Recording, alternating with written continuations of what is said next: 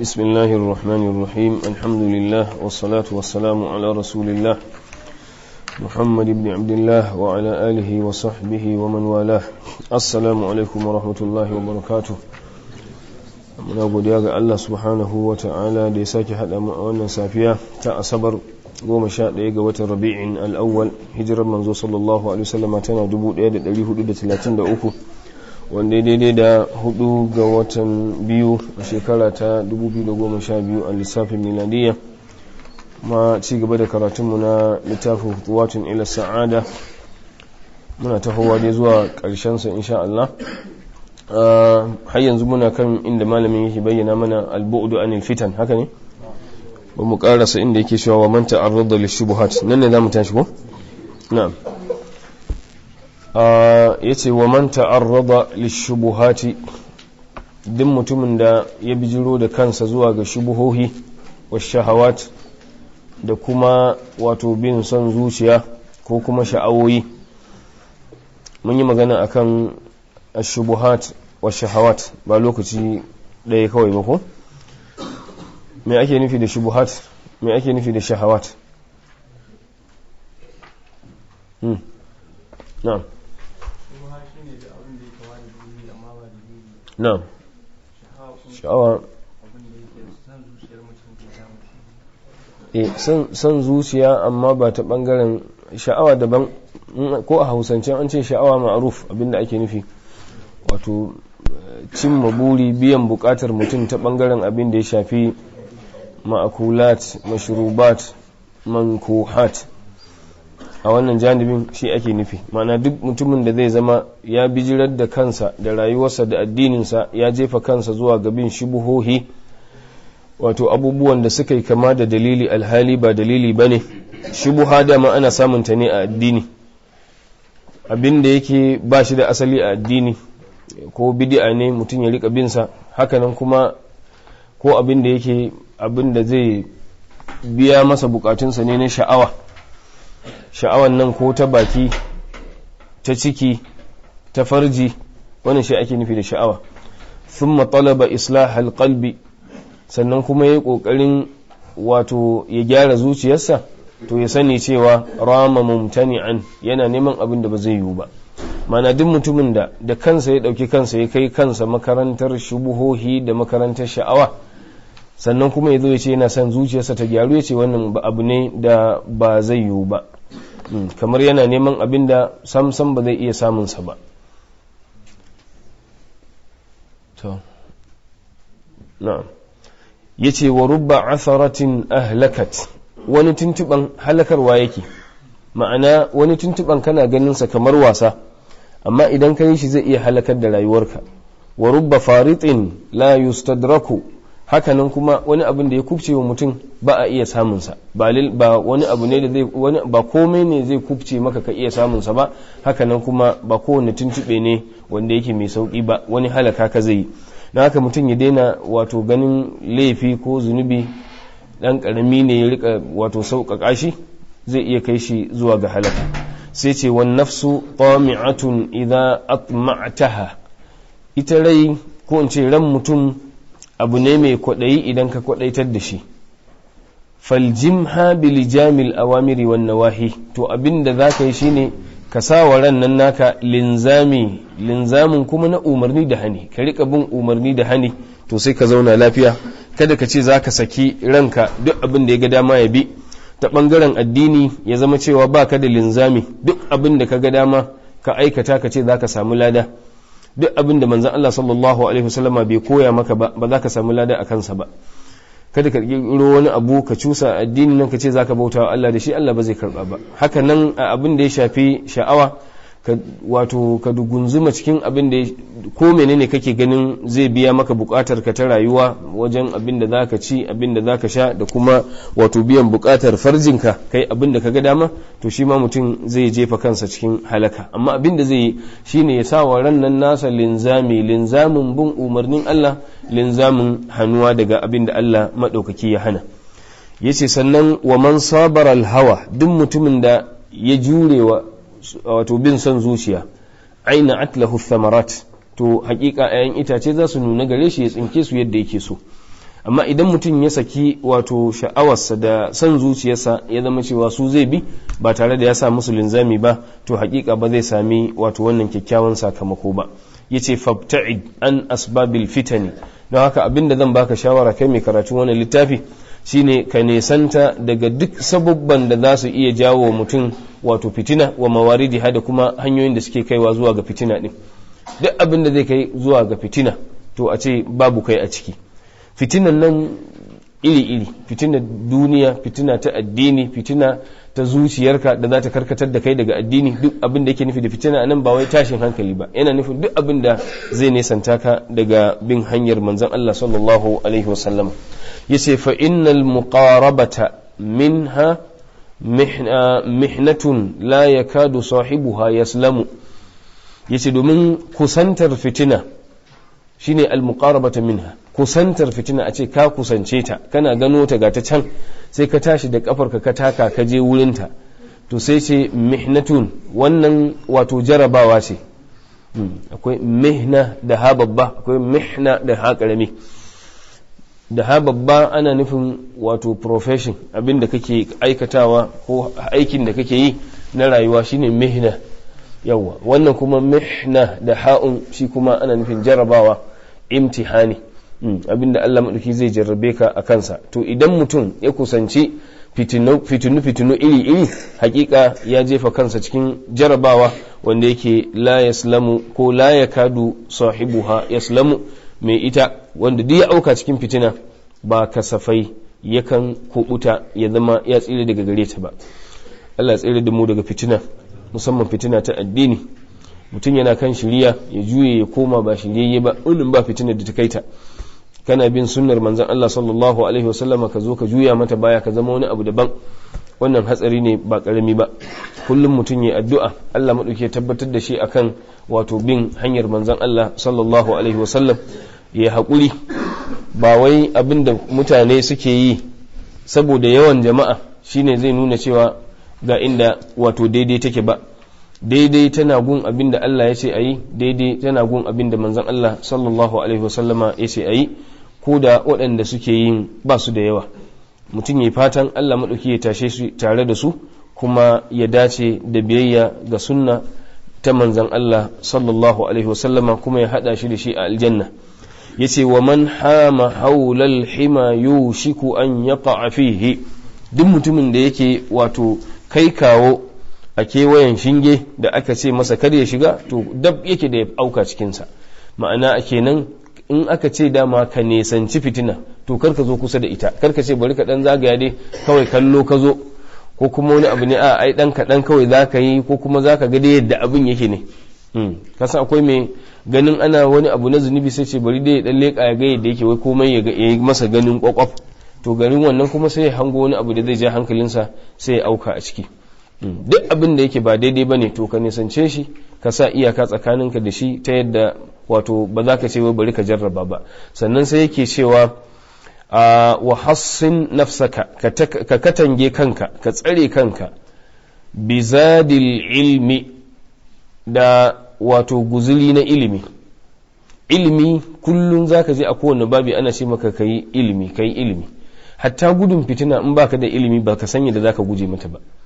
kana zaunen za ka ɗauki kanka ka taka da ƙafarka ka je gurinta saboda ba ilimi, kuma sai ka yi tsammanin gyara ma ka je, ko kuma ka je ne kawai ka ga yadda abubuwa suke, to baka san lokacin da za ka auka ciki ba. to da'iman ka zama kana tare da ilimi, kana tare da masu ilimi, kana tambaya me hukuncin kaza, kuma duk abin da za ka yi ka yi shi akan wato fahimta wadda take mai kyau da aka gina ta akan ilimi.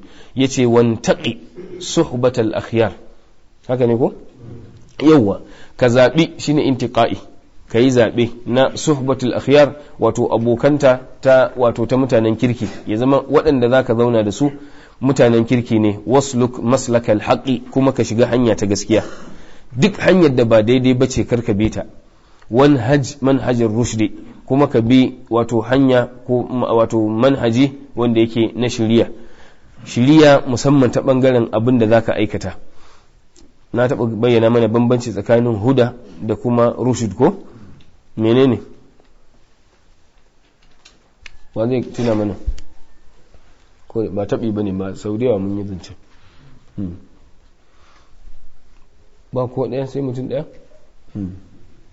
na'am ar-rushd hidaya ta bangaren aikata aiki na'am wannan kuma ma'ana shiryarwa da mutum tauhidi da mutum ya samu ta bangaren abin da zai aikata abin da Allah madaukakin sarki ya gani na'am wancan kuma al-huda ita kuma ce hidaya ce ta bangaren ilimi ta bangaren ilmi ay salahun fil ilmi shi ake ce mahuda gyaruwar mutum a ilmance shiriya ake ce masa shine al-huda da larabci gyaruwar mutum kuma a aikace shine ar-rushd shiriya amma ta bangaren aiki ma'ana dai in an ce hidaya ta bangaren ilimi ne rushd kuma ko ar-rashad a ce wannan insan ne rashid ana nufin ta bangaren aiki kishiyar al-huda shine ad-dalal dalal a larabci kishiyar ar-rushd kuma shine al-ghiwaya yawa shi ghiwaya a ce mutum ya zama wato sahibul ghayyi to Allah da ya kyauta ya kara mana ilimi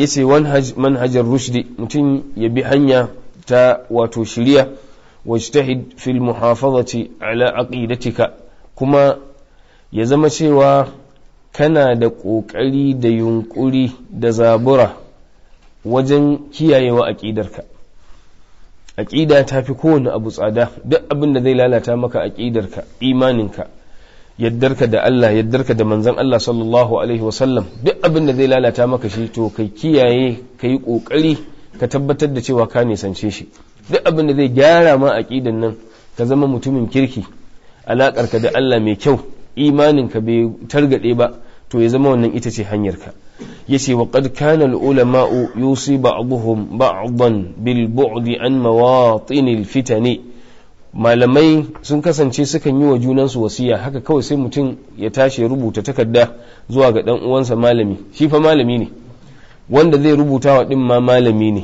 ba wai zai rubuta masa ne saboda shi jahili ba a'a abokinsa ne malami sai rubuta masa cewa ka kiyaye da Allah ka nisanci duk abin da zai kai ka ga fitina ta zuciya fitina ta addini fitina ta iyali fitina ta makautaka fitina ta zamantakewa duk abin da zai sa ya zama cewa hanyar da kake bi ba ita ce daidai ba to fitina ce to malamai sukan yi wa junansu wasiya akan nisantar wuraren da ake fitina yaqulu ibn al-qayyim yana cewa jaishu shahawatil ghayyi wa jaishu shubuhatil batili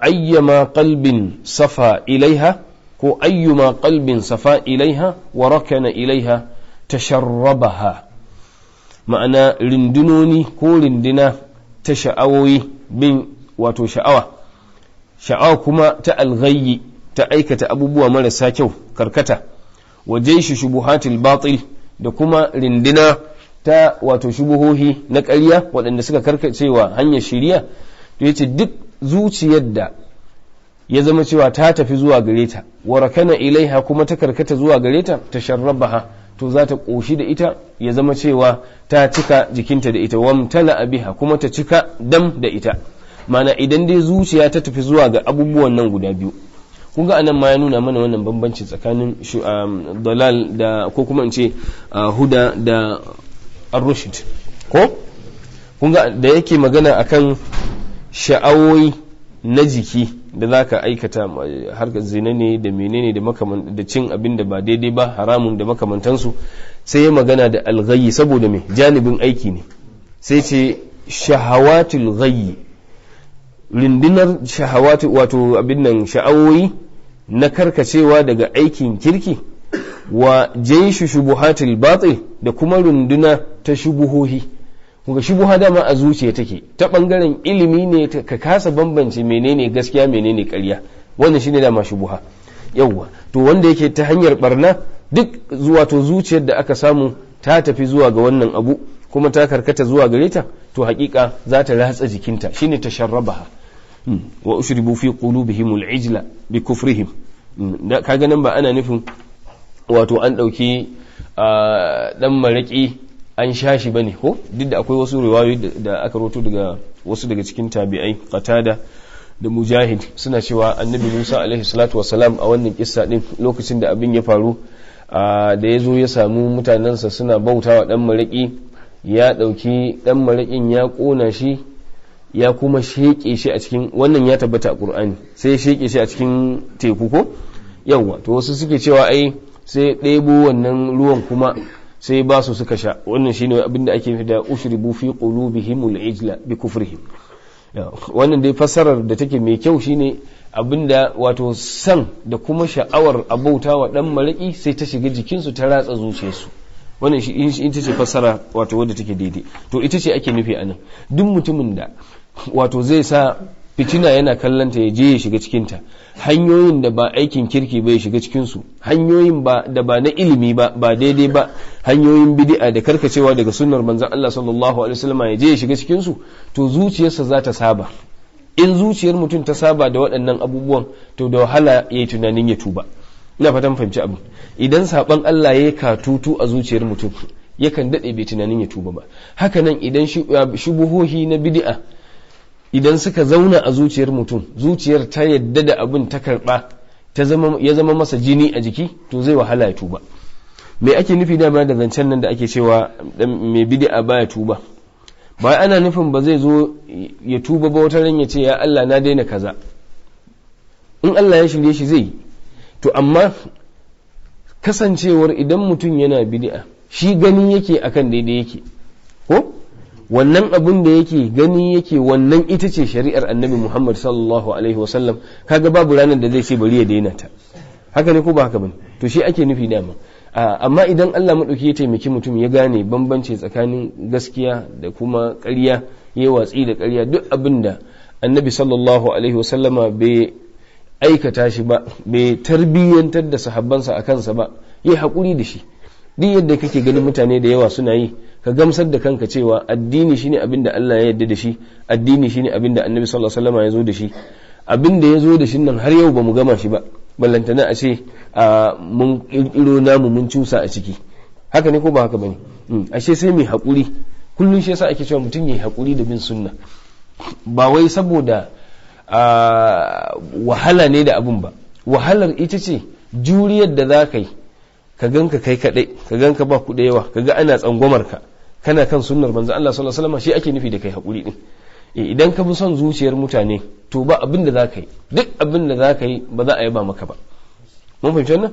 Yau da haka kullun ya zama cewa abin da kake yi Allah ya yarda da shi, ka je ka bincika ka tabbatar da kana da dalili daga Qur'ani da kuma sunnar manzon Allah sallallahu alaihi wasallam, ka tabbatar da kana da dalili daga wato fahimtar sahabban manzon Allah sallallahu alaihi wasallama, sun fahimci wannan abubuwan cewa ya kamata ai kaza, ya kamata ai kaza, sannan sai ka dauke shi a matsayin addini. Waɗannan abubuwan da mun sha magana a kansu, Allah madauki ya taimake mu. Sannan sai yake cewa har yanzu shi ibn qayyim yake cewa warakana ilaiha tasharrabaha wamtala'a biha fayandahu lisanuhu wa jawarihuhu bimujabiha, sai ya zama cewa ya jika harshensa da kuma gabubban jikinsa da wannan abin da ake samu daga wato wannan alakar da ya samu tsakaninsa da su, shine bimujabiha. Mujab shine abin da ake samu sakamakon abu, abin da wani hali yujibuhu yake wajabtar da shi.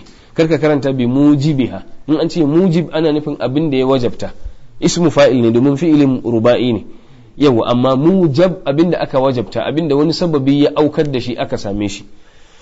Mun fahimci wannan? Yawa, yadda zaka karanta ke ne ce fa in ushriba shubuhatil batil, idan zuciyar mutum aka kosar da ita, ta sha ta yi dam ta koshi da shubuhohi na barna na karkacewa wato gaskiya, yace tafajjarat ala lisanihi ash-shukuku wash-shubuhatu wal-iradatu. In har mutum ya koshi da barna da bid'a da shubuhohi da hayaniya, abinda ba addini ba, zuciyarsa ta dauka duk shine addini, kullun rayuwarsa wannan abin shine a zuciyarsa, yace tafajjarat ala lisanihi shukuku, zaka ga kullun ya magana bakinsa shakka, shine tafajjarat ala lisanihi, abinda zai rika bubbugowa daga harshensa shine ashukuku wa shubuhat, shakka da kuma shubuhohi da kuma al'iradatu, wato abubuwan da zuciya za ta yi ta kawo maka, ma'ana ba dai hasken qur'ani ba hasken sunnar manzon Allah sallallahu alaihi wasallam ba, kullum sai shubuha da shakka da kuma wato tunanin zuci. komai sai zuciya ta kawo maka ta dauka ka dauka shi ma daidai ne, ai shi ma ya kamata a yi addini da shi. Addinin musulunci babu ya kamata a cikinsa ta bangaren da me za a bauta wa Allah a shiga aljanna. In dai abin da Allah za a bauta masa ne ya ba da lada a kai, to ya zama cewa shi ne ya umarni da shi ko manzansa ne sallallahu alaihi wasallama ya umarni da shi. Duk yadda za ka ga ko kuma kai tsammanin cewa abu ne mai kyau, kai makanka hukuncin cewa to yanzu abu kaza a ce ba kyau, ba kaza ne a ciki ba.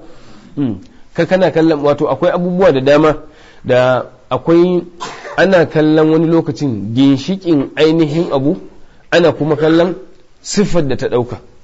Akwai abin da asalinsa za a duba, shin abu kaza yana da asali a addini, gundarinsa. Kamar misali yanzu sallar da muke, sallar asubahi muka yanzu, gundarinta raka'a nawa ce? Raka'a 2. Da wani zai zo ya ce me da ita 4 mana, me zai hana a tashi a yi ƙara wata raka'ar guda 2 man? Ai raka'a alheri ce, ko? Raka'a alheri ce ko shari? Alheri ce, bautar ubangiji ne. Sai wani ya ce to mu mai da raka'a 2 nan man su zama 4, ko ta magariba a ƙara mata yar uwa ta zama 4 ita ma maimakon 3. Kaga wannan tunani ne dace, wani yake ganin ya dace a yi. To wannan surar ba daidai ba ce a yi. Saboda me? Saboda manzon Allah sallallahu alaihi wasallam ba haka ya koya mana ba. Mun gane? Haka ko wata sifa ko sallar da mutum zai yi, ya ƙara a cikin sallar, ya ƙara mata wata sifa ko wata hai'a daban, ko ruku'u in ya ɗago ya wani abin daban, maimakon tasowar daga ruku'u sai ya ƙara ko wani zikiri a ciki ko wani abu wanda shi ma ba a samu daga manzon Allah sallallahu alaihi wasallam ba. Gashi cewa alheri ne kai wani zikiri, to amma idan ba irinsa annabi sallallahu alaihi wasallam yayi ba, to kamar ka nuna baka gamsu da na annabin Allah sallallahu alaihi wasallam. Shi yasa kullum kada ka bari addinin ka ya zama zuciyarka ce take koya maka yadda zaka yi shi. Mun gane? Yawwa, duk mutumin da zai addini to ya zama cewa yana da asali da wata mabubbuga da yake samu wannan ilimin daga gare shi. Addininsa da yake so in ya bautawa Allah, Allah ya karba ya shiga aljanna saboda wannan aikin, to ya zama Allah ne ya ce ayi ko kuma manzansa ne sallallahu alaihi wasallama ya ce ayi. In ba haka ba, da kake ganin sa da kyau a zuciyarka take kawata maka shi, ko kuma hankalinka yake ganin me zai hana ai kaza ne, to kai hakuri da wannan kaza din, ka je ka nemo masa dalili tukuna a cikin Qur'ani da sunnar manzo sallallahu alaihi wasallama, sannan sai ka samu cin nasara. To abu na gaba malami yace jalisus su'i, abokin zama wanda yake mummuna marar kyau. Ba kyau ta siffar jikinsa ba, mummuna ta ɓangaren halinsa.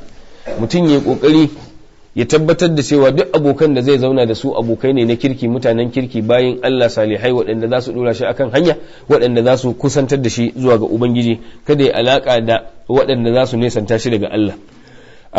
Yace li jalisi su'i ta'thirun ala ad-dini, shi mummunan abokin zama, wato abokin zama wanda ba nagari ba, yana da tasiri akan addininka, yana da tasiri wasuluki akan wato hanyar da kake bi, wal adabi da ladubbanka, wal akhlaqi da halaye, wa tumuhati da abin da kake so ka cimma na buri.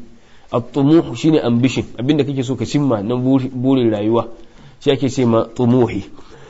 Idan kana zaune da mutumin kirki, to mutumin kirkin nan zai taimaka maka akan kai abin kirki, zai taimaka maka akan ka faɗi abin kirki, zai taimaka maka addinin ka ya zama addinin da yake daidai, kuma zai taimaka maka akan halaye da ladubbanka da kuma wato ɗabi'unka na yau da kullum. Kai abin da kake so ka cimma a rayuwarka, mutumin kirki, abokin zama na gari zai taimaka maka akan haka. Ya kulu alaihi salatu wassalam, annabin Allah sallallahu alaihi wasallama yana cewa almar'u ala dini khalilihi, mutum yana kan addinin wato abokinsa ne, abun sansa, wanda ya ɗauke shi abokin wato rayuwa, mutumin da kake sansa, ku zauna tare, ku yi harkokinku tare, to addinin ku iri ɗaya ne. Me ake nufi da wannan? In ka ga mutum tare da mutumin kirki, alama ce ta cewa me? Shi ma mutumin kirki ne. In ka gan shi tare da mutumin banza, alama ce ta cewa shi ma mutumin banza ne. Wannan fil galib, a galibi, yau ba koyaushe ba, amma domin ya zama darasi gare ka, kada ka ɗauki abokin banza ɗin kana hulɗa da shi kuma ka yi tsammanin za a ganka a matsayin mutumin kirki, ba zai yiwu ba. In dai kana so a ganka a matsayin mutumin kirki, to ya zama cewa abokin da za ka abokanta mutumin kirki ne. In ku ka bi mutumin banza to za a ganka a matsayin mutumin banza. La'alla kana da wata niyyar wadda ba ta banzan ba, shi yasa nace maka mana fil galib. La'alla wani zai ce shi yana bin wannan ne, yana abota da shi don yana so ya gyara shi. Kaga in ya zama wannan ce niyyarsa ai ba matsala. So yake shi ya ja hankalinsa ya tasiri a kansa ya raba shi da wannan mummunan hali, domin daga cikin hanyoyin da mutum yakan yi tasiri akwai hanyar abokantaka. Idan mutum ka matsaye shi ka ja shi a jiki to kan iya tasiri a kansa.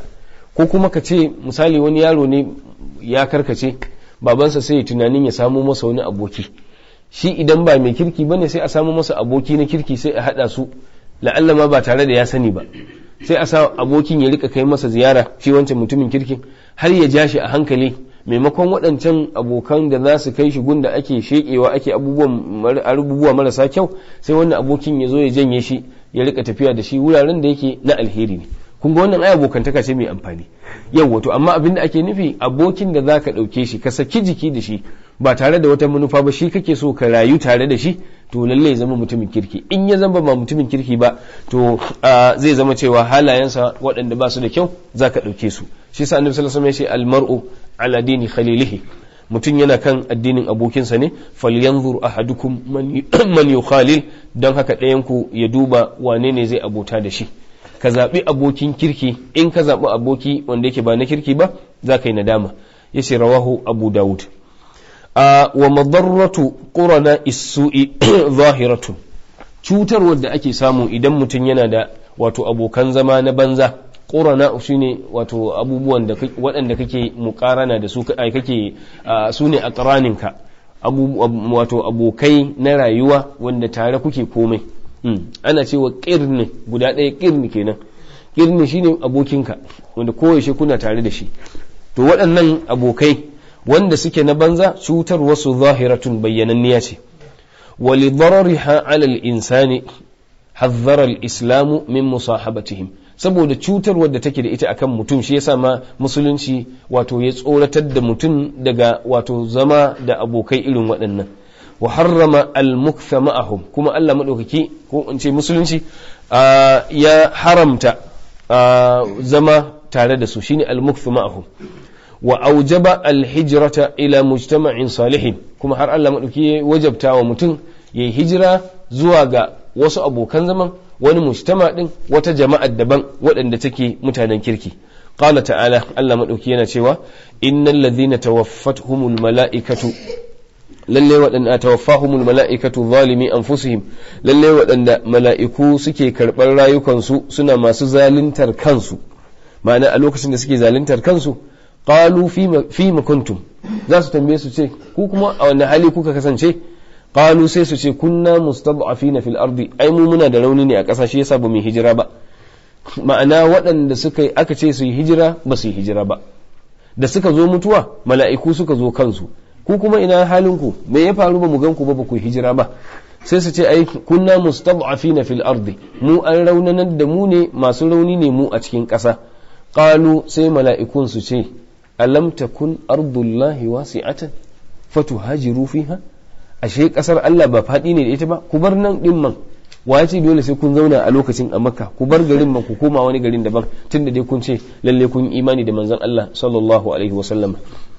Fa'ula'ika ma'awahum jahannam, to waɗannan makomarsu wutar jahannama ce. Ku duba waɗanda suka ƙi yin hijira ne, sun ƙi bin manzon Allah sallallahu alaihi wasallam a wancan lokaci, kasancewar hijira wajibi ce.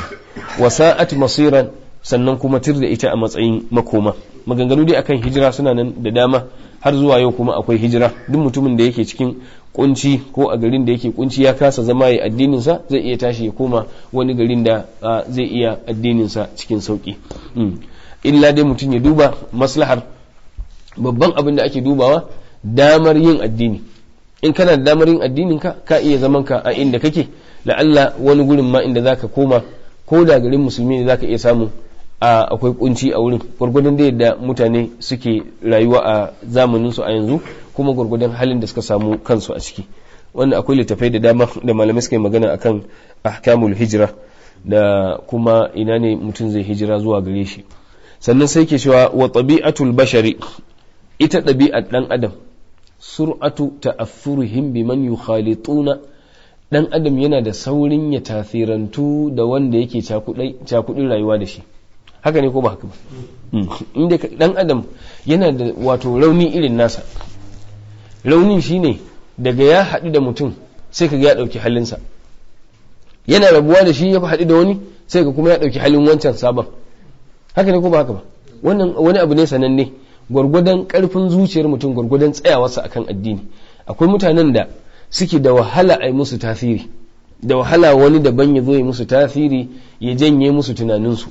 Wasu mutanen kuwa haka suke kaman dolaye, wannan ya ja shi nan, wannan kuma sai ya ja shi nan, wannan ya ja shi nan, ba shi da ra'ayi irin nasa na wato wanda zai tunani irin na ƙashin kansa ya ce kai abu kaza ne daidai, amma wannan ya fisge shi nan, wannan kuma ya fisge shi can, bai san abin da yake daidai din kuma ba zai iya tsayawa akan daidai din ba. To ya kamata mutum ya zama cewa ya zaɓi mutumin kirki da shi ne zai yi wato abuta, kada ya zama cewa ya tafi da mutumin banza, domin ku tabbas zai ɗauki halinsa ko ba daɗe ko ba jima.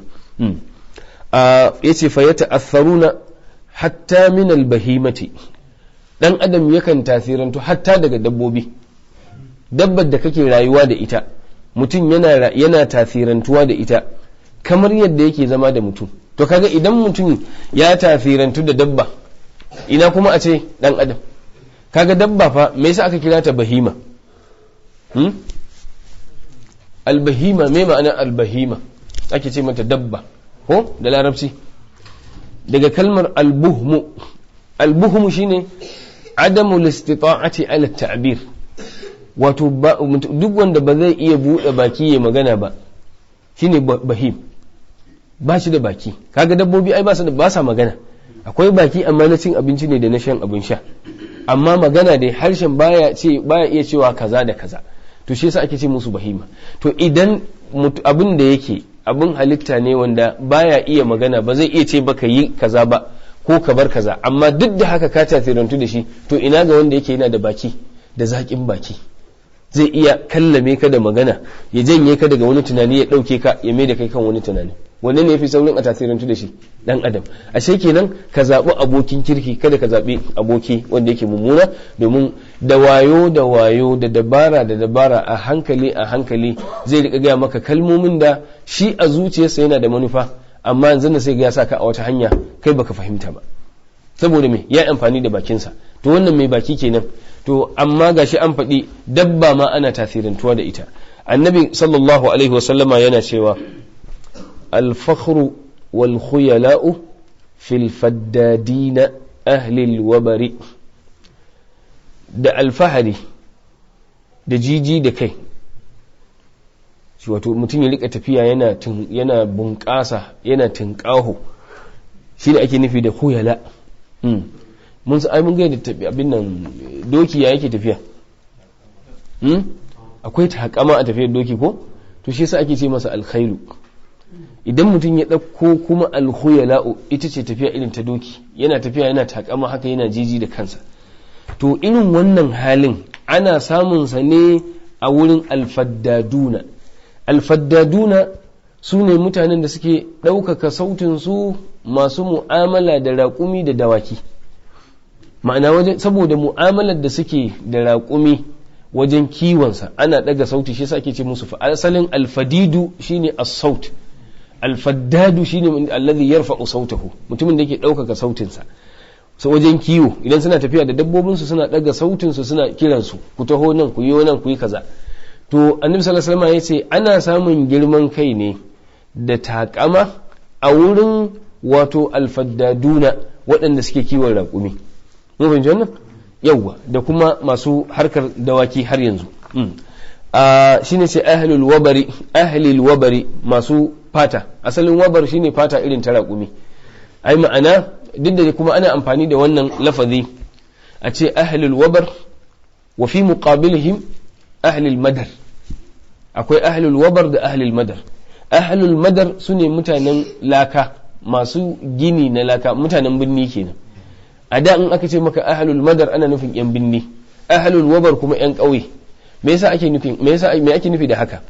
Kasancewar su mutanen larabawa a da, raƙumin nan da kuke gani idan aka yanka shi, wannan fatar tasa saboda mai girman jiki ne, to irinsa ake haɗawa a yi tanti da ake kwana a ciki. Mun gane gidajensu mafi yawa da wannan abin suke yi. Kun san ita kanta fata tana da sunaye daban-daban. Akwai jild irin ta ɗan adam kenan, suf shine irin na tumaki saboda yana da gashi, to wabar kuma shine irin na raƙumi. Mun gane yawa kowane abu da sunansa. Alwabaru shine fatar raƙumi, karka ce alwabaru ka ce na tinkiya. Na tinkiya ba sunansa wabar ba, sunansa suf. Mun gane shine da shi muke buzu, shi yasa ake ce masa suf. Amma na raƙumi sunansa alwabaru, kasancewar da shi suke gidaje, shi yasa ake ce musu ahlul wabari, mutanen ƙauye. Mun gane yawa to zaka sami masu hulɗa da dabbobi irin waɗannan raƙuma, to ana samun alkhuyala. Sai ce wasakinatu, as-sakinatu natsuwa kuma fi ahlil ghanami ana samun ta ne a gun masu kiwon tumaki. Mun fahimci bambanci? Ma'ana saboda me aka faɗi wannan? Mai kiwon raƙumi da doki kullum hatta wajen mu'amala da shi sai ya daga sautinsa da sauransu, duk da wani zai ce a to ai na dabbobin wannan ƙananan ma ana daga sauti, amma bai kai na wancan ba. Sannan kuma yau da kullum din da mutum yake tare da raƙumi yana ɗaukar wani abu na halin raƙumi. Yau da kullum din da mutum yake tare da tumaki yana ɗaukar halin tumaki, ta ɓangaren natsuwar kawai. Mun gane mutum idan yana kiwon tumaki zai ɗauki hali irin da tumaki, kaga cewa ya saba da su, suna da natsuwa fiye da raƙumi, suna da natsuwa fiye da doki. Mun fahimci zancen yawa wanda suke da alaka ko da raƙumi, to za ka ga cewa akwai khushuna a halin su. Raƙumi ba shi da sauƙin hali yawa, yanzu ne zaka je an taka ya kashe mutum, kuma sannan yana da wahalar tafiyarwa. Wannan wahalar tafiyarwar ita ta sa wato ya zama halinsa mai wahala ne, kuma idan mutum yana tare da shi yau da kullum yake ɗaukar halinsa. Ai mun san wannan, malamai suna bayyana mana, hatta masu binciken ilimin zamani suna tabbatar da cewa idan mutum yana rayuwa tare da wani abu yakan ɗau halinsa. Idan mutum mai kiwon kare ne ko kiwon mage, za ka ga cewa wasu sukan shaƙu da wannan dabbobin hatta kai ya zama cewa suna ɗaukar wani abu na hali irin waɗannan dabbobi, ko magen ko kuma karen. Hakanan kuma idan mutum na hulɗa da alade ko cin naman alade, to yana ɗaukar hali irin na alade. Duk mai shi yasa Allah madauki ya haramta mana cin naman alade. Duk mai cin naman alade za ka gan shi ba shi da kishi. Mun san kishi ai, kishi akan matarsa. Za ka ga cewa ba ruwansa, kowa ma ya zo ya gaisa da matarsa ya hulɗa da ita, ba ruwansa. Saboda me? Alade haka yake. A cikin dabbobi ma mai munin hali wajen irin wannan alakar ta namiji da mace irin alade. Ba ruwansa da wata tsafta, kullum a cikin ƙazanta yake, ya ci kuma ƙazanta, ya ci ƙazanta, ya sha ƙazanta, kuma ya aikata ƙazanta. Shi yasa ya zama duk komai nasa Allah madauki ya haramta mana, kuma wanda ya zama yana hulɗa da shi za ga zai ɗauki hali irin nasa. Allah madauki ya sauki. Don haka ashe in ya zama a dabba ana ɗaukar halinta, to ina ga ɗan adam wanda yake yana da bakin da zai iya yaudarar ka da shi. Yace fa akhbara an-nabiy sallallahu alaihi wasallam, annabi sallallahu alaihi wasallam ya bamu labari anan, anna fi ru'atil ibli, cewa masu kiwon dabbobi abin raquma anan ake samun al-kibr, girman kai, wal fakhr da al-fahri, wal khuyala da takama. Wa fi ru'atil ghanami, kuma masu kiwon tumaki an fi samun as-sakina wat tawadu, da wato natsuwa da kuma tawabu. Waɗannan hukunce ne na galibi, tunda annabi sallallahu alaihi wasallam ya faɗe su, to haka suke. Kuma ka bincika ka gani, za ga hali daban na halin tumaki. Ya tunkiya take, duk da dai ana ba da misali da ita wajen rashin wayo ko da rashin basira, amma wajen sauƙin a tafi da ita da natsuwar da take da ita, to ta fi saurin dabbobi. To mai hulɗa da ita za ka gan shi yana da natsuwa fiye da mai hulɗa da raƙumi. Shine kawai bambancin da ake so ka fahimta. Sannan sai yake cewa fa idza kana al-insanu yata'atharu bi bahimatin la aqla laha, idan mutum ya zama cewa zai tafirantu da dabbar da bata da hankali, wala tafqahu, kuma bata fahimtar komai, ya wala tafqahu anta murada sautiha, kai kuma ba ma za ka iya fahimtar abin da take nufi da sautinta ba, ta bolo kokonta ta daga sautinta ba za ka fahimci komai ba.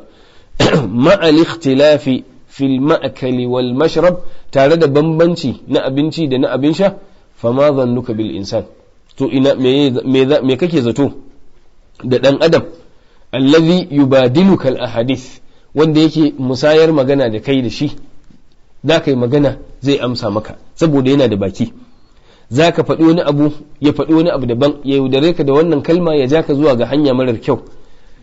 wa tafqahu qawlahu, kuma ka fahimci maganarsa, bal qad ya'uzzuka ila hawahu, kai zai iya jan ka ma zuwa ga son zuciyarsa. wa yuzayyinu laka shahawat, ya ƙawata maka abubuwan sha'awa masu daɗi, abin da zai kai ka ya karkatar da kai sai ya ƙawata maka, zai ce da Allah zo mu tafi mana, ai ba komai, ai ba mu muka fara ba, dama wasu suna zuwa, kuma abin da za ka yi sau ɗaya ka tuba, nan da nan sai ka ji zuciyarka ta sauri, sai ka ji ka san mutum idan yana da abokin musharaka wajen sabo yana jin sauki. Mun fahimci abin da ake nufi, in ya samu abokin yi, wani dama tsoro yake kada a ce shi kaɗai ne, in wani ya zo ja hankalinsa sai ga ya bi, kamar yadda wannan abin, wannan aƙiliyar ita wato mutanen banza a duniya yanzu suka fahimce ta, suka ƙawata mana kalle-kalle da fina-finai. Saboda me, shi ɗan adam yadda ka gan shi, musamman yaro ƙarami, in yana zaune bai taɓa ganin ana abu ba, to bai san ana yi, bai san da shi ba, amma daga ran da ya gan shi ana yi a aikace, a hoto, a sura, a talabijin, to sai ce la ashe ma abu kaza na iya yiwuwa, to a lokacin aka koya masa. Amma duk abin da baya ganin sa, bai san shi ba, bai taɓa gani ana yi ba, to ba zai san shi ba sai idan dama koya masa akai. To ɗan adam kuma a cikin hanyoyin iliminsa guda biyar, da gani, da ji, da ɗanɗano, da kuma taɓawa, da menene ɗin, da yawo, da shammi, shaƙa, waɗannan abubuwa guda biyar babu wanda ya fi saurin bashi ilmomi masu yawa irin ido. Idan sauti ne, kana zaune a ɗaki kawai kana jin wa'azin wani ko kana jin sautin wani, akwai abubuwan da za ka ɗauka daga sautin nan wanda ba za su kai inda a ce a gabansa kake kana kallonsa ba. Haka ne ko ba haka ba? In sautin kawai kake ji, akwai motsi da yake yi da idansa da yake motsawa, ya kalli nan ya kalli nan, hannunsa yadda yake motsa shi in yana magana, da kuma a nan in kana da a ce za ka gan shi da kai da shi, za ka ƙara wani ilimin ƙari akan abin da ka ji. Ko ka tambayi, ko da wa'azi kake kallo, bambancin da ka saurari kaset da kuma bambanci a ce ga mai wa'azin kana ganin sa a bidiyo, in ya zama yana yi da irin da ƙarfi ɗin yana jijjiga hannunsa, to za ka ga yanzu nan kamar kana nema kai ma ka zabura, ko ba ka bane, saboda kana kallon sa. Amma in a zaune kake, ko da yana yi da zafi da ƙarfi, za ka riƙa jin abin zuciyarka kawai yake shiga, amma jikinka ba zai motsa ba. Galibi ne dai wannan haka. To idan ya zama cewa da aka fahimci wannan, shi yasa aka ƙawata mana harkokin wannan kalle-kallen, mutane su rika kallon su suna watsewa, domin daga mutum ya ga ana yin wani abu yakan ji sauƙin ya ce bari shi ma ya gwada. Shi yasa mutum ya kokari ya nesanta yaransa daga kallon abubuwan da suke wato ba masu kyau dinnan ba, in ba haka zai ga, in ba haka ba ko zai ga wani abu bako a gidansa. Allah kiyaye. Sai ce wa yuzayyinu laka ash-shahawat, yace alaysa haqiqan bi an tata'athara bihi, ashe ba shi yafi dacewar a ce ka tasirantu da shi ba. Haqiqan anan ba ana nufin haqiqa, ma'ana haqiq bi ma'ana a haqqu, ba shi yafi cancanta ba. Yace jalisu su'i, shi mummunan abokin zama, yub'iduka an rabbika, yana nesanta ka daga ubangijinka, wa yatatabba atharatika, yana bin al'aurarka, wato tuntubanka. Atharat ana nufin tuntube, ma'ana duk abin da zaka yi na kuskure zaka ga abokinka in mutumin banza ne kullun yana lissafawa yana ajiyewa. Haka ne? In mutumin banza ne, duk abin da ka aikata kuka yi tare a wani wuri, to la'alla sai ka ji shi ma shi zai je ya faɗa a wani gu, musamman in kuka saba, saboda ma ba mutumin kirki bane. Amma mutumin wato wanda yake na kirki, in yi mu'amala da kai ko kai wani mummunan abu, zai baka fassara mai kyau, zai rufa maka asiri, ba zai je ya tallanka ba. mun gane wannan yace qaribun minka fi sarra'i yana kusa da kai shi wancan mummunan kenan zai zama yana tare da kai yana kusa da kai a lokacin farin ciki ba'idun anka fi dharra'i in ko ka shiga cikin wani hali marar kyau sai ga yayi watsi da kai in kana da holewa akwai kuɗi zai fa'idanta to zai matse ka in ko ka talauce sai ya watsi da kai yalhafu yana lallage khalfa malazzatihi wato yana bin abubuwan wato jin daɗinsa abin duk da zai sa ya ji daɗi to abin da yake bi kenan fa idza hallat bainahu wa baina ma yashtahi in kuwa aka sami ko hilta kai fa idza hilta daga idan aka samu wannan kalmar daga hala yahilu yawa daga hala yahulu ba yahilu ba yahulu hala bainahu wa baina yahulu bainahu wa baina kaza in za a faɗe ta wato fi'ili madi na mukhatabi sai a ce hilta yawa sai idan ya zama cewa ka shiga tsakaninka da abin da yake sha'awa na baza ka to sai watsi da kai haka yake ko ba haka yake ba abokinka mutumin banza yana so ka buɗe masa ƙofar da zai more ne da abin da kake da shi in ko ka shiga tsakaninsa da sha'awarsa dangane da kai to shi kenan za ga ya yi watsi da kai ya tafi ya sake wani aboki ɗin za mu tsaya nan ko mu ƙarasa shi na? aina da yawa yanzu ko? kuma wani akwai wata kisa nan da take da alaka da wannan darasi ɗin daga matsaya a kansa mako na gaba insha Allah sai mu tashi a kansa mu ƙarasa Allah maɗauki ya sa mana albarka cikin abin da muka karanta ya ba mu ikon aiki da shi wa akhiru da awana an alhamdulillahi rabbil alamin wa sallallahu wa sallam wa baraka ala nabiyina muhammadin wa ala alihi wa sahbihi ajma'in to a ce malamin muna roƙon addu'a game da jarabawa da za mu fara insha Allah mako mai shigowa da fatan Allah maɗauki taimake mu ya ba mu sa'a ya kuma ba mu ikon amsa tambayoyi daidai to Allah ya ba ku sa'ar wannan jarabawa kuma da kuɗin da mu Allah ya ba mu sa'an amsa jarabawa ta lahira Allah ya tabbatar da mu akan abin da yake daidai Allah maɗauki ya taimake ku akan karatuttukan ku da duk ayyukan alheri da kuka sa a gaba Allah ya tsare ku daga kowace fitina سبحان ربك رب العزة أما يصفون وسلام على المرسلين والحمد لله رب العالمين السلام عليكم